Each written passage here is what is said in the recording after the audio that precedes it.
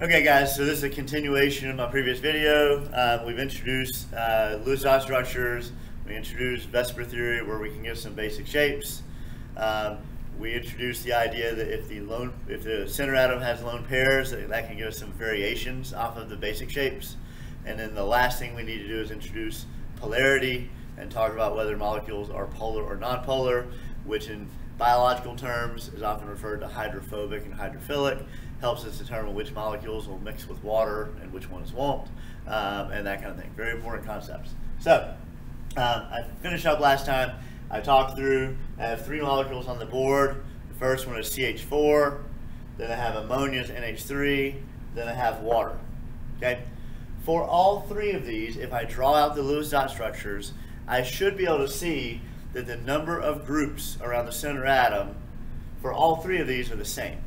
Okay? Now, what do we call the number of groups? Because there are different books call it different things.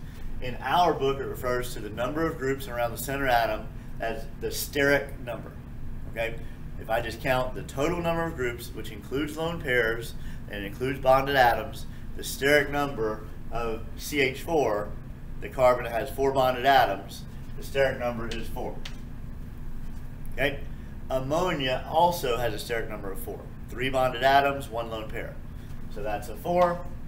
And then water is 2 bonded atoms, 2 lone pairs. Once again, it's a steric number of 4. But when I actually get to the shape of these molecules, I'm going to end up seeing that the overall shape at the end is going to be a little bit different. Okay? So from the steric number, if there are 4 groups are always going to spread out to the same basic shape. The basic shape that we get from 4, we call the basic shape is called the electron geometry. For all 3 of these, it's going to be tetrahedral. 4 groups always go into a tetrahedral arrangement. So these 3 molecules have their basic structure in common.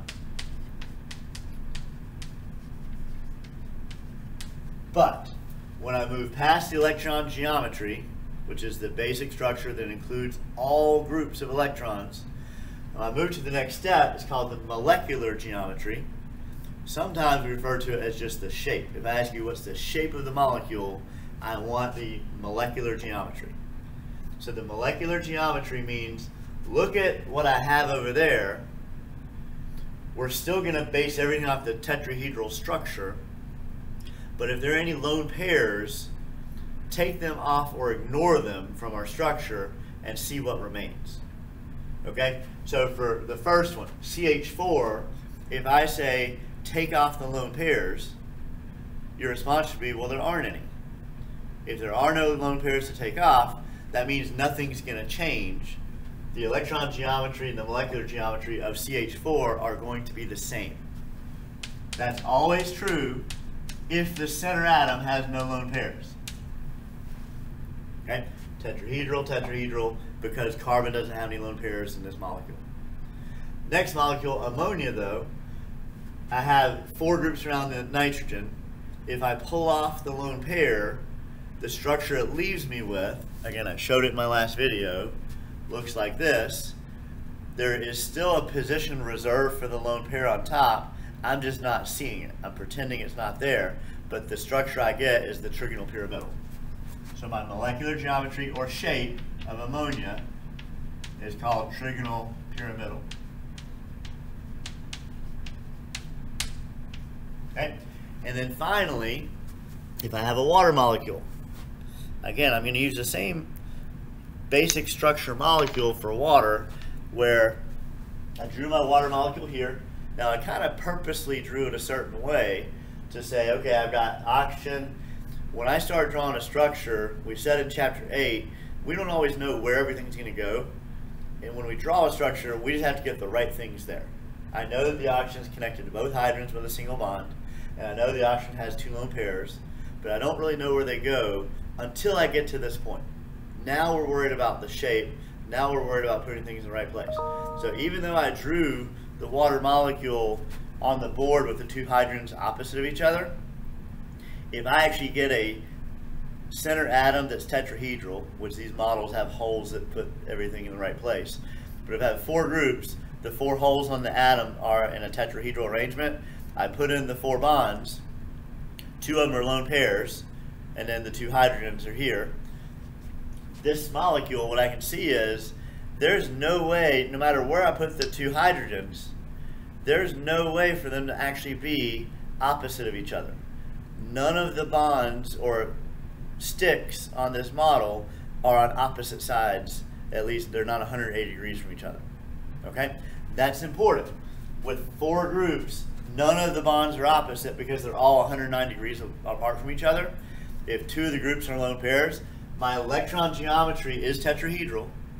But if I take the lone pairs off and I just look at the atoms, what I see is, well, I could hold the molecule like this and make it look linear, but if I spin it, you see it's really not linear. The water molecule is not a linear molecule. The hydrogens are not really on opposite sides. They're actually bent at an angle. So in our book, it calls this shape or molecular geometry for the water molecule bent. That's the shape we get if you have 4 groups where 2 of them are lone pairs.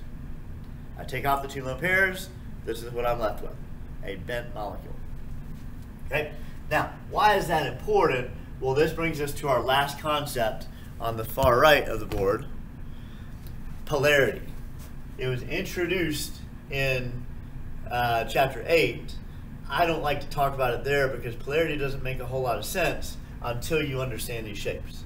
So to me, this is the appropriate time to bring this up. If I'm looking at the water molecule, the definition of a polar bond or a non-polar bond is going to depend on how the electrons are being shared between 2 atoms. So when I look at, in the water molecule, I'm going to focus on one bond, this bond between oxygen and hydrogen. In that bond, I would ask myself, are those electrons being shared equally between the 2 atoms? Okay. The property I need to think of here is electronegativity. We learned earlier electronegativity is a measurement of how strongly an atom can pull on the electrons of another atom. So these 2 electrons in the middle, they're being shared and they're moving back and forth, but we know that the most electronegative element on the periodic table is fluorine. The second most electronegative element is oxygen. It decreases as you go to the left or down on the periodic table. Okay? So, oxygen is extremely strong in electronegativity. Hydrogen is not nearly as strong. So that means that the electrons in this bond are going to be pulled towards the oxygen more than the hydrogen. Anytime a bond is unequally shared, where one side pulls harder than the other, that's what a polar bond is. So I'm going to call the OH bond. I'm going to draw an arrow towards the more electronegative element. And then I put a cross on the tail. That drawing is called a dipole. A dipole shows the shift in the electrons in a bond. The side that it pulls toward, that side the electrons move that way. It's going to create not a fully negative charge, but a portion of a charge. It's going to act like it has a charge. So we call that a partial charge. On the oxygen, I'm going to have a partial negative charge. And the symbol I'm using there is a Greek letter delta. The capital delta is a triangle. The lowercase delta is kind of a cursive D. Okay? So the oxygen is going to have a partial negative charge because the electrons get shifted that way. The hydrogen, if the electrons are moving that way, that's going to leave a partial positive charge on the hydrogen. So those electrons are not being equally shared between the 2 atoms. That's the definition of a polar bond. Okay? A nonpolar bond will be if the 2 atoms have equal electronegativity, or at least very close to equal electronegativity. Then they're going to share the electrons evenly. If you imagine I have a Cl2 molecule, I have a chlorine and another chlorine. If the electrons being shared in between, neither side's pulling any harder, so that's going to be perfectly equal sharing. That is a nonpolar bond. Okay? So we figure that out by comparing the electronegativity of the 2 atoms that are being bonded. The OH bond is a polar bond. So under, and when we go in lab, you're going to do the molecular models lab sometime in the near future. When you draw a molecule, the first thing you have to do is just look at the bonds in the molecule and decide if any of the bonds are polar. The OH bond is a polar bond. So for water, which is the third line of this table, for water, I'm going to put under bond type, yes, I do have polar bonds, which means the electrons in this molecule are being pulled in this bond towards oxygen. Okay? Now, the bond type, whether you have polar bonds or not, is only part of the story. Because what I just said there is that one bond is polar, but that bond is not by itself. There's actually another bond present on this side. I just said that this bond is polar, but then I think, well, what about this one? And again, I have an oxygen and hydrogen sharing, and what happens is, excuse me, what happens is if both bonds are pulling, oxygen's pulling this way and this bond is pulling this way and this bond, I have to like add together the net, I have to calculate the net pull between the two bonds. If they were directly on opposite sides, linear, if I take 5 steps this way and I take 5 steps this way, if they're perfectly symmetrically opposite of each other, they're going to cancel out. Okay, so if I had a linear molecule, and again I will do one of these in a minute, CO2 is a linear molecule, the two polar bonds that we have, if they're symmetrically arranged, they cancel each other out, and the overall molecule would be nonpolar. Okay, but in this molecule, H2O, one's pulling this way, one's pulling this way. If I add them together, the left and right portion cancel, but both bonds are pulling up. So what happens is I end up having a partial negative charge on top above the oxygen, and I have a partial positive charge underneath between the hydrogens. There is a separation of charge in the molecule. That's what we call a polar molecule. If one side of the molecule is more negative than the other, that's what a polar molecule is. You can only figure that out. First, you have to decide whether you have polar bonds or not. Once you know you have polar bonds, then you can look to see if you have polar molecules by adding together the dipoles. In physics, they call it vector addition, where I have one arrow pointing this way, my other hydrogen would be somewhere like that, pointing that way. Those two arrows, if I add them together, you get the partial negative there, and the total partial positive will be somewhere down between the hydrogens. That's my polar molecule. That separation of charge is going to greatly affect the properties of this molecule. So, water molecule has polar bonds.